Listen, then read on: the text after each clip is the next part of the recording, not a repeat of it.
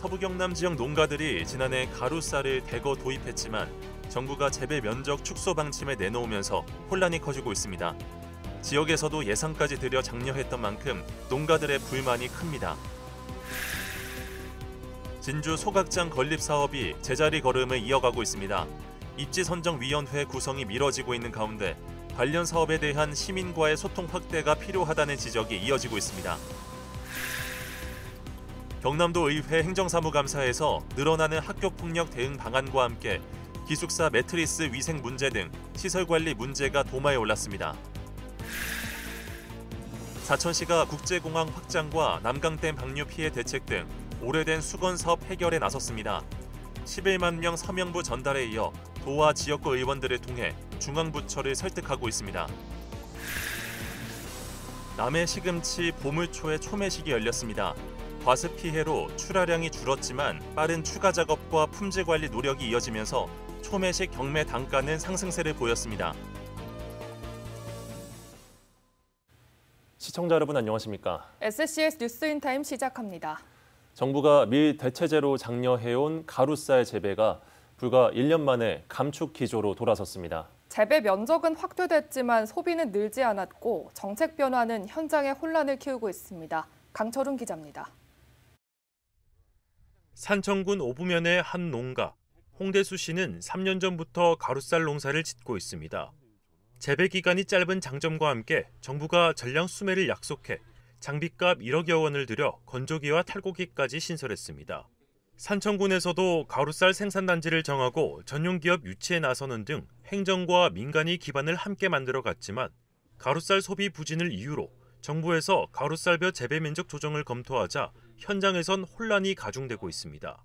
그래도 정부에서 시행하는 그런 기라서 이제 적극적으로 동참을 하고자 했는데 벌써 이렇게 이제 또 감축을 한다는 말이 나오니까 역시 그 정부 따라해서는 망한다는 소리까지 들을 정도로 조금 한심스럽죠. 경남의 경우 가루쌀 재배 면적은 전국 4위 규모로 정부의 장려 속 전년 대비 35%가 확대된 상황. 정부는 가루쌀 전량 수매를 유지하려면 조정이 불가피하다는 입장입니다. 올해 지금 농가에서 재배한 면적이 9,000대 한 중반 정도로 예상이 됩니다. 그래서 내년도 재배 면적 같은 경우는 지금 8,000헥타 내외에서 좀 결정을 하려고 하고요. 수요가 좀 확대되고 그래서 이제 면적 생산량 어느 정도 충족시키면 그때는 이제 다시 면적을 늘릴 수 있을 것 같은데요. 그 전까지는 가급적 이 정도 수준에서 끌고 가려고 계획하고 있습니다. 생산을 장려한 지 불과 1, 2년 만에 정책 기조가 바뀌면서 농가 혼란은 커지고 있습니다. SCS 강철웅입니다. 2030년부터 생활 폐기물 직매립이 금지됨에 따라 소각장이 없는 진주시는 신설 사업을 서둘러야 하는데요. 설립 사업에 진전이 없는 가운데 진주시의회에서 설문조사 결과가 나왔습니다. 시민과 더 폭넓은 교감을 해야 한다는 지적입니다. 보도에 김순종 기자입니다.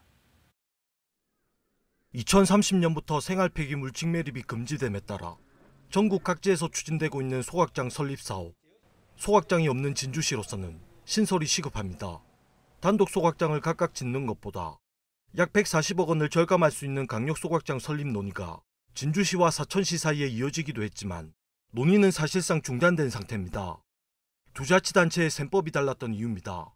문제는 진주시만의 단독 소각장 설립 사업에 속도가 붙지 않는다는 겁니다. 주민 반대로 소각장 입지 선정위원회조차 꾸려지지 않고 있기 때문입니다. 때문에 설립 사업에 대한 내용을 더 폭넓게 주민에게 공유하고 설득을 이어가야 한다는 지적이 반복되고 있습니다. 양 단체장님의 정치적 이득을 계산하기보다는 얼마나 각 지자체 간의 예산을 줄이고 또 실효성 있는 소각장 건립 사업으로 될 수 있을지 빠른 대승적인 결단을 아직 많은 시민들이 이 내용을 잘 모르고 계십니다. 그래서 우리 행정에서는 하루빨리 이런 부분들을 더 공론화해서 뭘 주민들이 원하시는지를 파악하고 이러한 가운데 최근 진주시의회에서 소각장 설립 사업을 대상으로 한 설문조사가 진행됐습니다. 설문조사 결과 소각장 설립 사업에 대한 시민들의 인식과 정보는 여전히 부족한 것으로 나타났습니다. 시민 64.8%는 소각장 설립 사업 자체를 인지하지 못하고 있었고 관련 정보를 거의 접하지 못했다는 응답도 54.9%에 달했습니다. 정보 공개가 부족하다는 인식도 가반이 넘었습니다. 그럼에도 시민 65%는 사업 필요성에 공감하고 있었습니다. 결국 소각장 설립의 관건은 시민의 이해와 공감대 형성입니다. 정확한 정보 제공과 투명한 추진 과정, 시민과의 꾸준한 소통 의지가 뒷받침돼야 2030년 생활 폐기물 직매립 금지에 제때 대응할 수 있을 것으로 보입니다. SCS 김순종입니다. 정부가 다음 학년도부터 학폭 기록을 입시 과정에 필수 반영하기로 하면서 법적 분쟁이 폭증할 가능성이 높아지고 있습니다. 행정사무감사에서는 이에 대한 도교육청의 예방책 마련이 필요하다는 지적이 잇따랐습니다. 기숙사 운영학교의 매트리스 위생관리 실태도 도마에 올랐는데요. 김현준 기자가 주요 내용을 정리했습니다. 2026학년도부터 대학의 자율에 맡겼던 학폭 기록을 입시 과정에 필수 반영하도록 한 정부. 학교 폭력 전력이 있는 수시 지원자만 3명을 불합격 처리한 경상국립대도 다음 해부터 정시 지원까지 학폭 조치 사항을 반영할 계획입니다.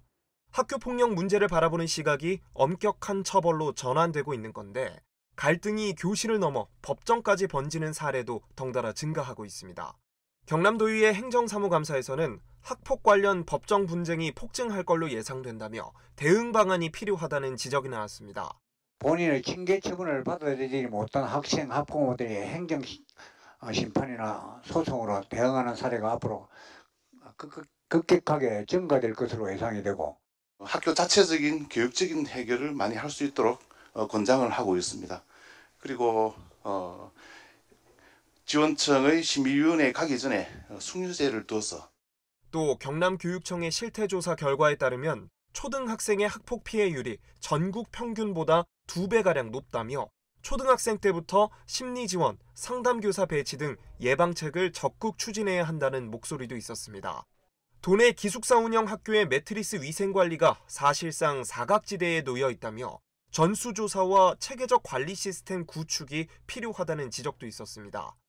현재 구입 후 7년 이상 경과한 매트리스가 3,400여 건에 달하는데도 99개 교 중 살균, 청소를 실시하는 학교는 3분의 1 수준에 그치고 있습니다. 땀이나 피지, 또 각질이 스펀지 구조에 축적되어서 진먼지, 진드기, 곰팡이에 번식하기 쉽고 저희들이 이번 기회에 뭔가 명확한 규정이 필요하다. 근본적인 이런 대책이 매뉴얼에 보완될 수 있도록 그렇게 하겠습니다. 이 외에도 학생 수 대비 운동장 면적 확대 필요성과 학생 운동부 육성을 위한 지원 강화 등의 지적이 잇따랐습니다. SCS 김현준입니다. 경남 지역에서 2026학년도 대입 수능 부정행위 25건이 적발됐습니다. 경남도 교육청 수능종합상황실은 최종 25건의 부정행위가 적발돼 지난해보다 7건 늘었다고 밝혔습니다. 부정행위 내용으로는 반입 휴대 금지 물품 소지가 15건으로 가장 많았고 4교시 탐구 영역 응시 규정 위반이 8건, 종료령 이후 답안 작성 2건 순으로 이어졌습니다. 한편 부정행위 수험생은 해당 시험을 무효로 하고 고의 또는 중대한 부정행위의 경우 1년간 응시 자격이 정지됩니다. 사천시의 주요 현안 사업 해결을 위한 노력이 전방위적으로 이어지고 있습니다. 사천시와 경남도는 각각 국회와 정부 부처를 방문해 사천공항의 국제공항 확장, 남강댐 피해 대책 제안, 우주항공 관련 예산 확보를 요청했는데요. 김상엽 기자의 보도입니다. 우주항공청을 중심으로 카이 등 관련 산업이 집적된 사천시. 그야말로 대한민국 우주항공의 수도로 거듭나고 있습니다. 하지만 사천에는 대형 항공기가 내리고 국제선이 취항하는 공항이 없습니다. 이에 사천시와 경남도는 사천공항의 확장과 국제선 취항이 제7차 공항개발 종합계획에 반영되길 촉구하며 범도민 서명운동을 벌였습니다. 최근 마무리된 11만 5천여 명의 서명부는 국회의원과 국토교통부, 한국교통연구원에 전달됐습니다. 사천공항 문제와 함께 사천시의 오랜 현안인 남강댐 방류 피해 대책 건의도 이어지고 있습니다. 사천시와 경남도는 해양수산부와 기후에너지 환경부를 방문해 제도 개선과 예산 지원을 공식 요청했습니다. 특히 마을어업을 재난지원 대상에 포함하고 어업 손실 지원금 확대와 육상쓰레기 차단시설 구축, 쓰레기 수거선 건조 지원, 댐 방류 피해 대응 특별법 제정 등 5대 대책을 제시했습니다. 이와 함께 경남도는 국회를 찾아 우주항공 산업진흥원 설립 타당성 용역 등 국비사업 지원을 건의했습니다. 또 사천종촌 국도 33호선 건설계획 반영, 우주항공 복합도시 조성 등 현안도 논의했습니다. 최근 열린 중앙지방협력회의에서도 박원수 경남도지사는 사천공항 기능 재편을 제7차 공항개발 종합계획에 포함시켜달라고 공식 건의했습니다. 사천공항을 서부경남 우주항공 산업의 중심 거점으로 육성하겠다는 구상입니다. 경남도는 내년도 예산에도 관련 사업을 적극 반영했습니다. 산업 중소기업 분야에 3,672억 원 중에 AI 우주항공원전 조선산업기술혁신 등 신성장 미래 먹거리 산업의 육성에 1,546억 원을 편성하였습니다. 이런 가운데 사천시는 2026년도 예산안을 시의회에 제출했습니다. 당초 예산 규모가 처음으로 1조 원을 넘어선 것으로 알려졌는데 이를 계기로 주요 현안 사업의 원활한 추진이 가능할지 주목됩니다. SCS 김상엽입니다. 우주항공청과 LG가 사천 우주항공청사에서 14일 민간기업 주도의 우주경제 확대를 위한 교류회장을 진행했습니다. 우주청은 이날 간담회에서 우주산업 추진 방향을 설명하고 민간기업 지원 계획을 전했습니다. LG는 육성 중인 우주 스타트업과 협력해 국내 우주산업 생태계 활성화에 기여할 계획을 밝혔습니다. 한편 이번 간담회에는 우주항공청장과 차장, LG사이언스파크 대표와 주요 기술 경영진이 참여했습니다. 한국항공우주산업 카이와 삼성전자가 국산 무인기용 AI 등 반도체 공동 개발에 나섭니다. 카이와 삼성전자는 14일 사천 카이 본사에서 항공우주 방위산업 맞춤형 국방 AI 반도체 개발을 위한 업무 협약을 체결했습니다. 양 기관은 이번 협약을 시작으로 워킹그룹과 협의체를 운용하는 등 협력 범위를 확대할 예정입니다. 특히 카이는 국방 AI 반도체를 AI 파일럿, 카일럿 구동에 활용해 유무인 복합 체계를 고도화한다는 계획입니다.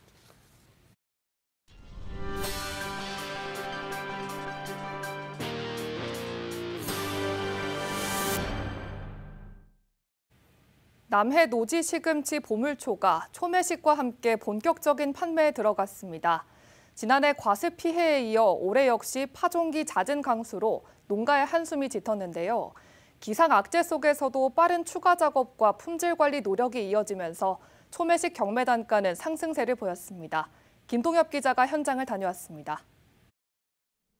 남해군 고현면의 시금치 재배지입니다.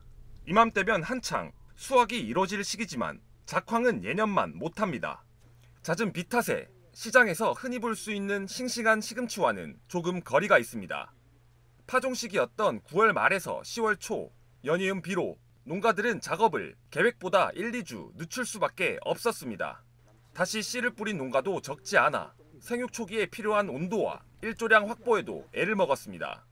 비가 많이 오니까 물 빠짐이 잘 안 되니까 섭해를 많이 입죠. 작년 이때 비교를 하면은 수확량이 한 30%밖에 안 되고. 해마다 이어지는 과습 피해에 출하량은 또 줄었습니다. 올해 누계 경매 물량 역시 약 50톤으로 지난해보다 9톤가량 줄어든 규모. 섭배 피해도 많고 또 시금치도 한 2번, 3번 재파종을 많이 했습니다. 그러다 보니까 파종 시기가 좀 다소 늦어서 작년보다 수확량이 한 20% 정도 감소가 되었습니다. 다만 가격은 오름세를 보였습니다. 보물초의 올해 평균 경매 단가는 1kg당 3,828원으로 지난해보다 1,100원 이상 올랐습니다. 농협 측은 기상 악재 속에서도 빠른 추가 작업과 품질 관리 노력이 효과를 거둔 결과로 분석했습니다. 군이나 농협이나 농가가 삼위일체가 돼가지고 저장성이 약한 그런 시금치를 품질 좋은 쪽으로 출하하시다 보니까 단가 상승 요인이 있는 것 같고 남해 시금치 브랜드가 향상이 되었기 때문에 한편 남해군은 앞으로 보물초의 품질 향상과 농가 소득 증대를 위해 기계화 지원과 판로 확대, 재배 관리 교육을 지속할 계획.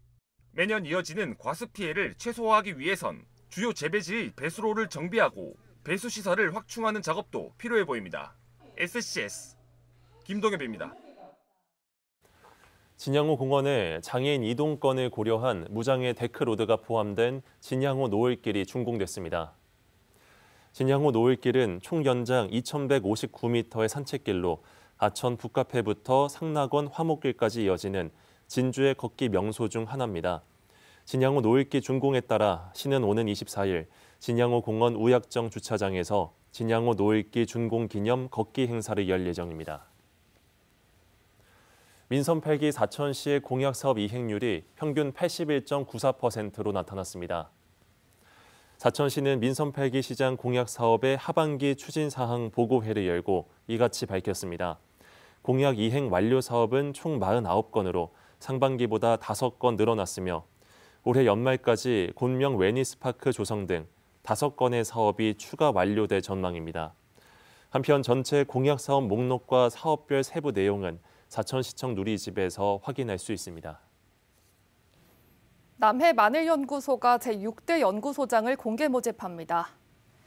응시 자격은 지자체 출연기관 운영에 관한 법률에 따른 결격 사유가 없는 자로서 마늘과 생물 분야 박사학위를 소지하고 산업체 또는 연구기관 연구원으로 5년 이상 근무한 경력자 등입니다.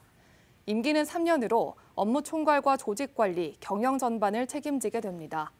원서 접수 기간은 11월 17일부터 28일까지로 자세한 사항은 남해 마늘연구소 경영지원실을 통해 확인할 수 있습니다. 함양군이 2025년산 공공비축 미 건조벼를 첫 매입했습니다. 군은 지난 5일까지 산물벼 863톤을 매입했으며 다음 달 15일까지는 41개소에서 건조벼 3,465톤을 매입할 계획입니다. 대상 품종은 조영, 삼광, 가루쌀 3개 품종으로 매입 즉시 우선 지급금 4만 원을 지급하고 나머지는 오는 12월 최종 가격을 확정한 뒤 정산 지급합니다. 산청군이 하반기 체납세 징수대책 보고회를 개최했습니다.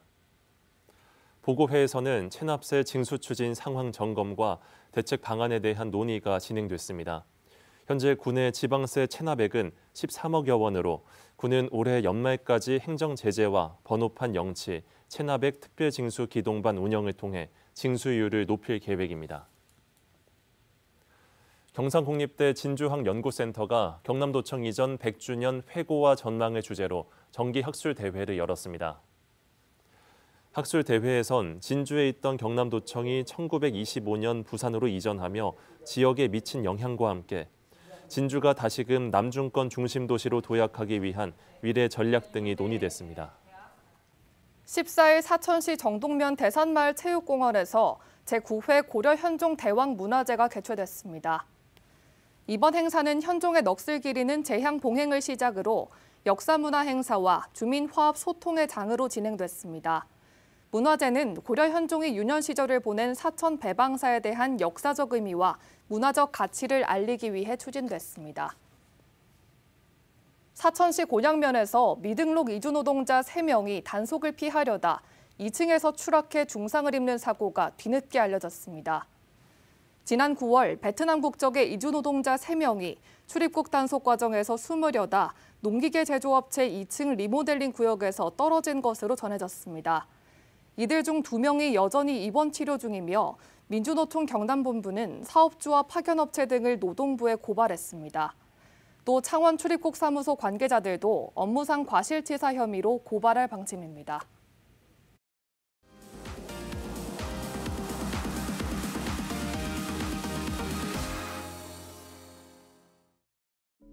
우리 지역 뉴스 소식에 보다 쉽게 다가가보는 뉴스픽 시간입니다. 화제가 된 3가지 뉴스를 키워드와 함께 정리해드립니다. 먼저 첫 번째 키워드 살펴보시죠. 진주 실크 박물관 개관. 진주 실크 박물관이 지난 6일 개관하며 지역 실크 산업의 재도약을 위한 새로운 전환점이 마련됐습니다. 박물관은 실크의 역사와 제작 과정, 다양한 문화 콘텐츠를 전시해 산업과 문화를 잇는 구심점 역할을 할 계획입니다. 시민들은 실크 산업의 옛 명성을 되찾고 지역 경제 활성화에 기여할 수 있길 기대하고 있습니다. 두 번째 키워드 알아보겠습니다. 반민족 행위자 기념비 논란. 사천 두량저수지 정비 과정에서 일제강점기 반민족 행위자 최영국의 기념비가 최근 새롭게 단장되며 논란이 되고 있는데요. 최영국은 일제 식민 정책에 적극 협력한 대표적 친일 지주로 해방 후 반민특위에 체포된 인물입니다. 비석의 배경을 모르는 채 이전이 진행된 점이 드러나 지역 친일 잔재 청산과 역사 바로 세우기의 필요성이 다시 강조되고 있습니다. 마지막 키워드 보시죠. 지리산 풍경길 첫 관광도로 지정. 함양의 지리산 풍경길이 국토부의 대한민국 관광도로 제1호로 선정되며 지역 관광 활성화에 큰 기대가 모아지고 있습니다. 이 길은 자연 경관과 선비 문화, 상림공원 등 다양한 관광 자원이 어우러진 명소입니다. 관광도로 지정으로 표지판과 기반 시설이 확충되며 함양구는 스마트 쉼터 등 현대적 인프라를 더할 계획입니다. 지금까지 뉴스픽이었습니다.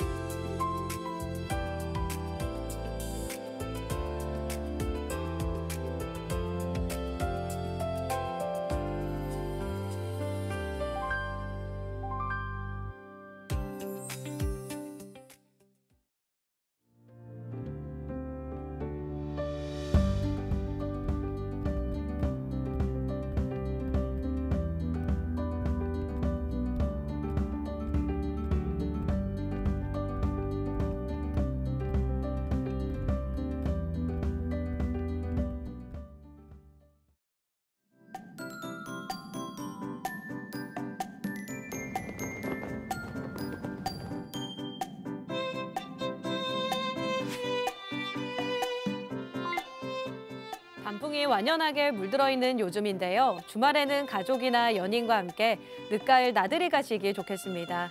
주말 내내 맑고 청명한 하늘 보실 수 있으실 텐데요. 다만 최저기온이 2도까지 떨어져 아침 저녁으로는 다소 쌀쌀하겠으니까요. 보온에 신경 쓰셔서 큰 일교차에 건강 잃지 않도록 조심하시기 바랍니다. 자세한 지역별 날씨 살펴보겠습니다. 토요일 오전에는 전 지역 맑다가 오후에는 사천, 남해, 하동 지역에 구름이 많이 지나겠습니다. 아침 최저기온은 진주, 함양, 산청 2도로 출발하겠고 하동의 한낮 최고기온은 19도까지 오르겠습니다. 전국적으로도 화창한 날씨 이어지겠는데요. 아침 최저기온은 세종 1도, 서울 4도로 출발하겠고 광주와 부산, 제주의 한낮 최고기온은 18도 전망됩니다. 남해동부 앞바다는 오전에 맑다가 오후부터 구름 많은 날씨 보이겠는데요. 물결과 바람은 모두 잔잔하겠습니다. 이어서 삼천포 기준 조석표 살펴보겠습니다. 물때는 샘물, 만조 시각은 저녁 6시 5분, 간조 시각은 오전 11시 45분 예상됩니다. 사천공항 날씨 정보입니다. 토요일 오전 9시 기준 구름 조금 지나겠는데요. 우리 지역에서 서울 김포로 가는 첫 번째 항공편은 오전 11시 5분 예정돼 있습니다. 삼천포역의 운항 정보입니다. 제주도와 삼천포를 오가는 배는 토요일 휴양입니다. 주간 날씨입니다. 다음 주에도 계속해서 쾌청한 하늘 보실 수 있겠지만 기온은 더 떨어질 것으로 전망됩니다. 수요일에는 최저기온이 영하 2도까지 내려가겠는데요. 시설물 등을 사전에 점검하셔서 다가오는 겨울에 대비 잘해주시기 바랍니다. 지금까지 기상정보였습니다.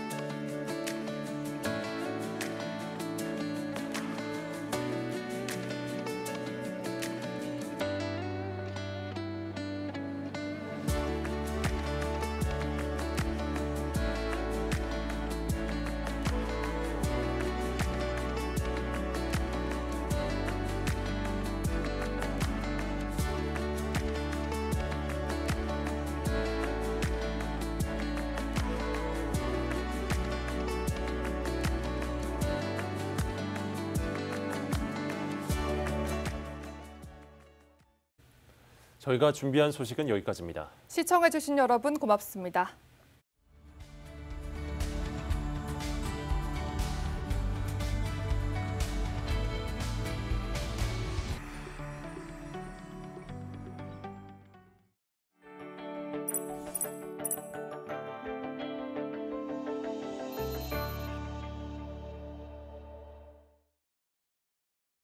오늘 소식 도움이 되셨나요? 서경방송을 구독하시면 우리 지역의 중요한 소식들 가장 먼저 확인하실 수 있습니다. 좋아요와 구독 잊지 마세요.